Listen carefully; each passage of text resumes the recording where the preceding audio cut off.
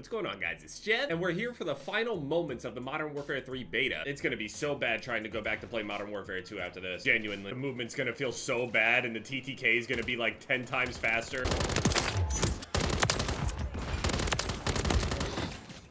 What are you guys doing? I wonder how many minutes after 1 o'clock they'll close this shit. It was about 10 minutes extra last time. Who knows? Maybe they'll extend it. Maybe they need more information. I'm gonna be honest though, feedback in terms of like all of the other shit in the game, my biggest piece of feedback on this game is absolutely the spawns. 100% the spawns. Everything else I can just kind of deal with. Movement is good, feels good. Most people enjoy it except for, I assume, like the worst of the worst players. But even then, like, I still don't think the movement is that insanely difficult to keep up with. I mean, unless you're playing on like 4 sensitivity or some shit like that, then yeah, you're probably gonna have a hard time trying to keep up with a lot of people. But I mean, just turn your sensitivity up. Dude, I haven't used this Bass B until like yesterday, last night, just a few games, and I'm sad that I didn't use this weapon sooner. I really wasn't liking the feeling of the MCW. I know that that was considered like one of, if not the best weapon in the game. It was the general sweat AR, but this shit feels good. It feels strong, it feels powerful. It's not like a kind of like a pea shooter like the MCW. The MCW also has so little recoil that it's somehow I miss more when the weapon has absolutely no recoil at all. I feel like for mouse and keyboard, it's a way better weapon when it has absolutely no recoil at all. But as a controller player, honestly, I mean, the damage consistency on this thing is so nice. Feels like I'm kind of using an LMG. I mean, it is a battle rifle, so I assume that the range is going to be a little better. One thing I noticed that a lot of people aren't talking about as much is that the smoke grenades actually got nerfed on this game. Like, the smokes are just as good in terms of, like, visibility and stuff like that. Being able to actually use them as cover, because that was the issue before. Smokes just weren't worth using,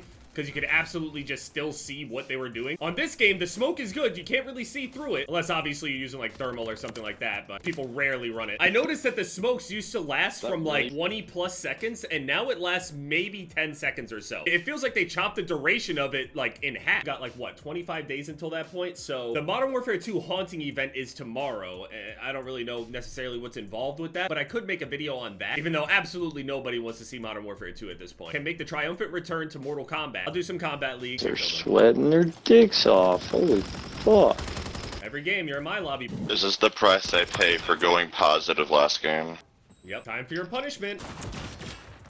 Why would they keep spawning here in front of me? I'm sorry, the number one complaint I have, I can look past the TTK, I can look past so many different things, but I'm telling you, if I gotta deal with these spawns during the camo grind, I'm gonna lose my fucking mind. I saw that there was a tweet going around where this guy was complaining about the fact that dead silence is a perk, and they're like, in the older Call of Duties, it was always better to have it as a field upgrade. It's like, what older Call of Duties are you talking about? Modern Warfare 2019 is not old. It's a previous game, but it ain't an old game. It's only like 3 or 4 years, that's nothing. Hey, you're lucky that you got a whole lot of HP. One of the downsides to increase TTK, obviously people are more bullet spongy or whatever, but that's fine. But there's a lot more hand holding when it comes to having more and more HP. Basically, if you go and watch Halo, which by the way, I mean, FaZe ended up winning the Halo Worlds tournament thing. If you've ever played Halo before, you would understand that like hand holding and tag teaming people is like the meta basically. So the more HP there is, the more teammates that you have around you, the more likely you are to win the fight. It also makes it so if you end up running into more than one person at a time, you have less and less of an opportunity to actually kill all of them that are in front of you all at once. Whereas on a faster TTK, you have the opportunity to at least have a moment to look at them and then transfer over to the next target.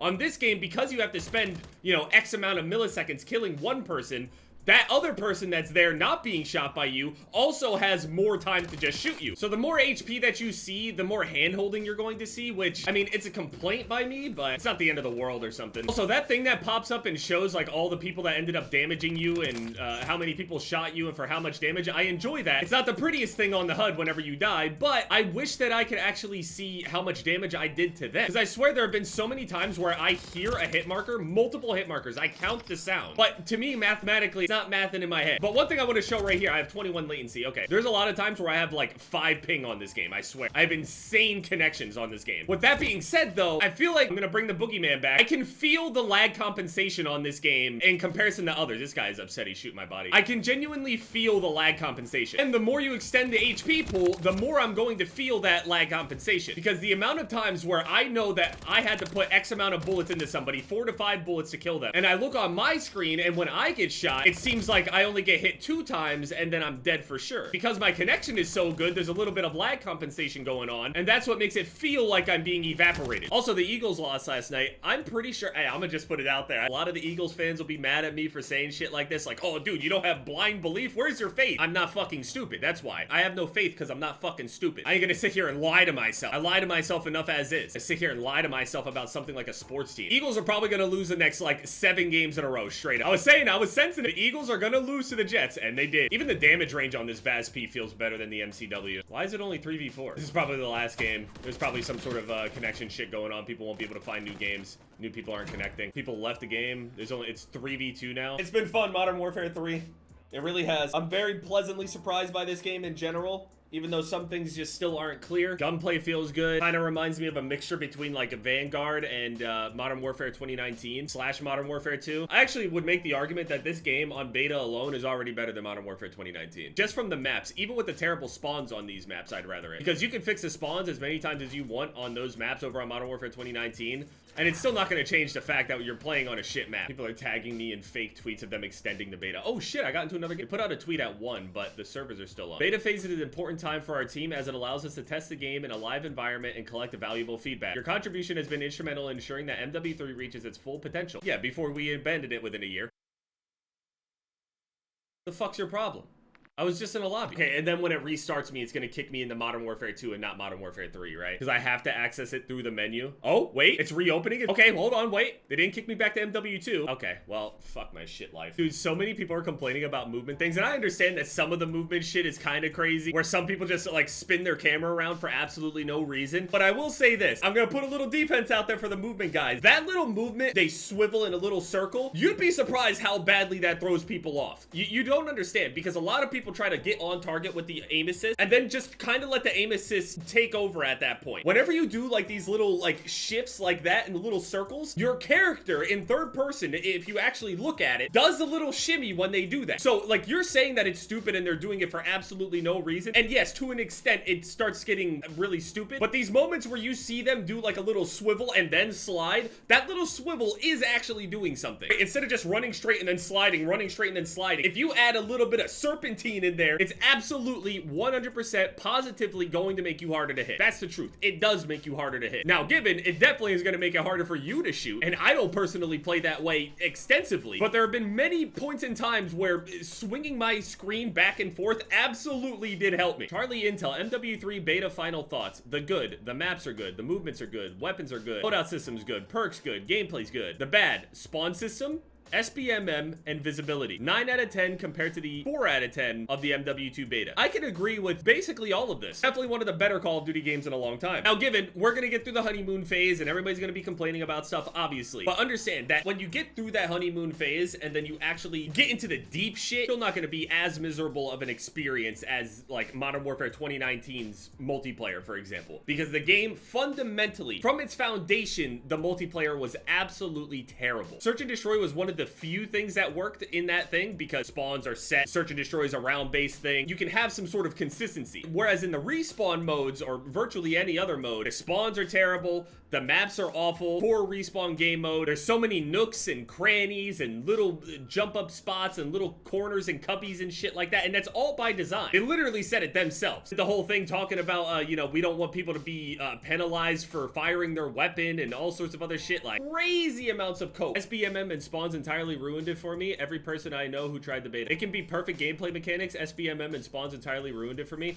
I mean, if people were able to play MW2 and Modern Warfare 2019 and everything in between with the same skill-based matchmaking going on and you still played those, I just don't believe you. Definitely sours the game. Don't get me wrong. It absolutely sours the game. And honestly, I saw a lot of people clowning on people for reverse boosting in the beta. Honestly, fuck this whole system. Dismantle this shit. Who gives a fuck? They want to force people into skill-based matchmaking things? Just try not to win the game then. Oops, I missed that gunfight. Oops, sorry guys, I went triple, quadruple negative. Sorry about that. Leave the skill base in rank. Protect the absolute like lower end of the whole, you know, skill tree or accessibility and stuff like that. Protect those brackets. Absolutely, I understand that. Protect that shit. People should not be getting into literal bot lobbies. No one has fun sitting around all day trying their absolute hardest every single game. People want like break games where they pop off, they're able to show what they can actually do, they're able to actually feel their improvement in the game, they're actually able to measure themselves against people and have kind of an idea where they actually land. When you get into a lobby and you're the best person in there, you go and say, oh, okay, so I'm clearly like X amount of levels above these guys. But then once skill-based matchmaking starts kicking in and you're like, okay, I'm like a level or two above these guys, then it starts becoming this thing of like, how well did I do against these guys versus these guys? Are we even in the same bracket anymore?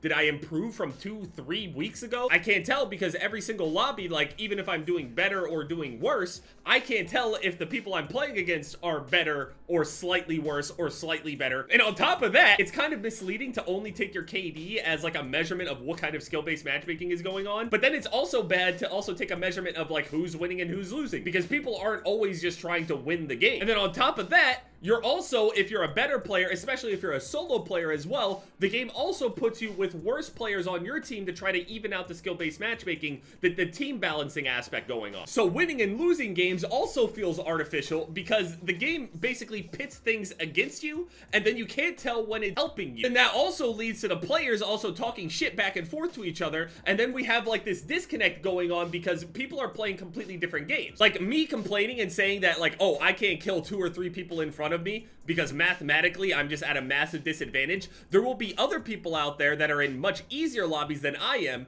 that will be able to go and say, oh, well, dude, what are you talking about? I can kill 2, 3, 4, 5 people in front of me when they're all looking at me. You just got to hit your shots. But that's where the disconnect's happening. I am hitting my shots. The difference is the people you're shooting at aren't hitting their shots. The people I'm shooting at absolutely are going to hit their shots. So the higher the lobbies get, it makes everything really unclear, and it creates a whole lot of discourse between all of the players because we're not playing the same game. And it'd be one thing if it was in an actual ranked mode, but everybody's under the impression that they're just playing the same game whenever they just queue up TDM, especially when you're a casual player. You're not even on Twitter seeing all the, complaints and stuff like that. This is the haunting event, which is going to start tomorrow. The haunting events are usually the biggest events and the best events that Call of Duty puts on. So Al Mazrah, I'm not even going to touch this. I don't care. Von Dead, don't care. Features, they got haunted boxes, which are like, I guess, kind of like mimics, which is actually kind of funny. Limited time modes, Operation Nightmare, Zombie Royale, haunted maps, spooky twists. Can't really tell what's going on here, but it seems like Embassy is kind of like more at nighttime or whatever. This, I can't really tell. That's just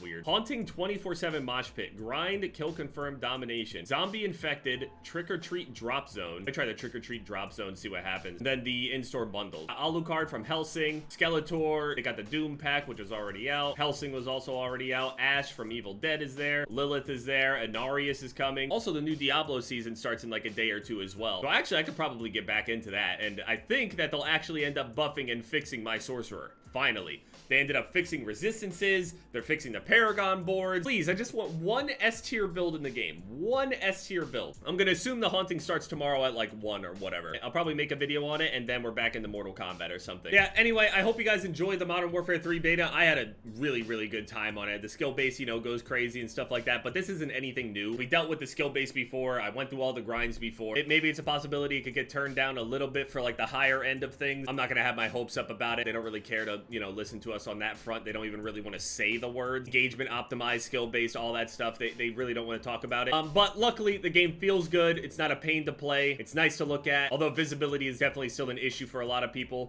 It's not so bad for me, but I can see where they're coming from. Let me know what you guys think down in the comment section, and yeah, it's been Jeff, guys. Later.